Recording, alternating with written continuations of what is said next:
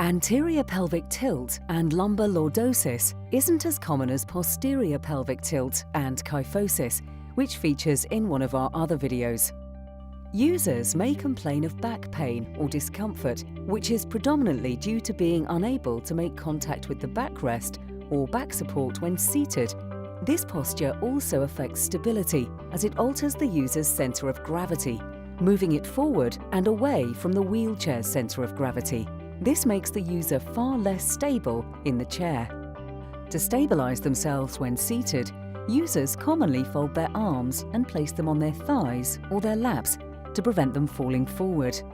The armrests on a wheelchair offer insufficient support, as the user's posture means the armrests are situated too far behind them for them to use.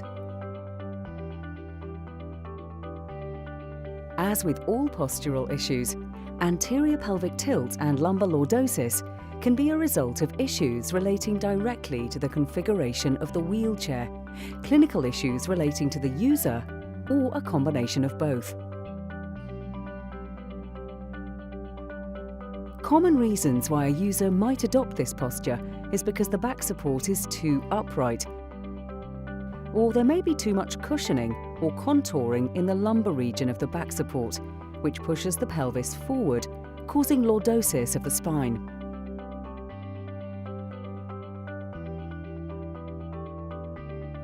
Clinical reasons for this postural presentation can include tightness of the hip flexor muscles, which, when tight, will pull the pelvis forward, or shortening of the lower back muscles, which prevents the user from bringing their trunk back over or in line with their pelvis. Obesity can also be a contributing factor, or pregnancy, as excess weight in the abdominal region will pull the pelvis forward.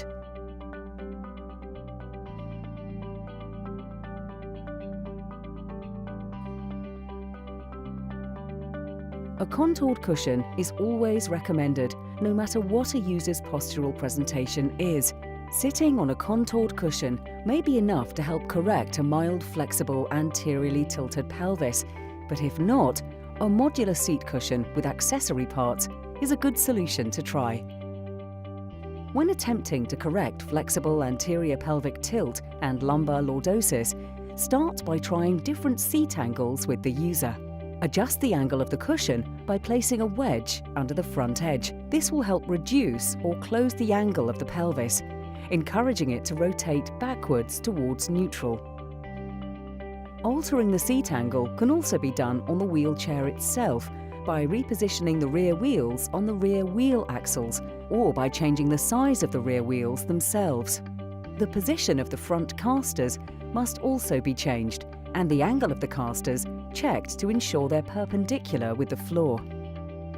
When it comes to determining the correct position of the back support, place the back support at the level of the posterior superior iliac spines, also known as PSIS. This should help reduce the lordosis, but only after the right seat angle has been found. It's important to obtain the right seat and pelvic angle first, so that the back support can work in combination with the cushion to keep the pelvis in an optimal position. If further postural control is required, a secondary support, such as a pelvic belt, can be used. Fit the belt across the anterior superior iliac spines, also known as ASIS, at a 45-degree angle. This will encourage the pelvis to rotate backwards towards a neutral position. A 4-point pelvic belt may give more aggressive correction if needed. Again, attach the main strap of the belt across the ASIS at a 45-degree angle. Then attach the remaining straps at roughly a 90-degree angle. An anterior trunk support can also be effective in helping control unwanted forward movement of the trunk. Secondary support should only be fitted once the back support, cushion and wheelchair have been adjusted and configured optimally. It's important to remember to never fit a harness without using a pelvic belt first. The pelvis must always be stabilized first. Otherwise, you risk causing injury to the user.